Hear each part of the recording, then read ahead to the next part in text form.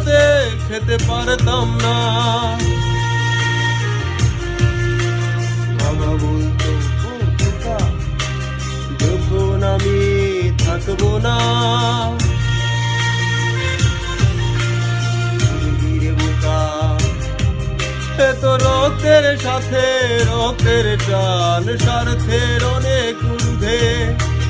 হঠাৎ জানা ঝড়ে তোমায় হারালাম, মাথায় আকাশ ভেঙে পড়লো।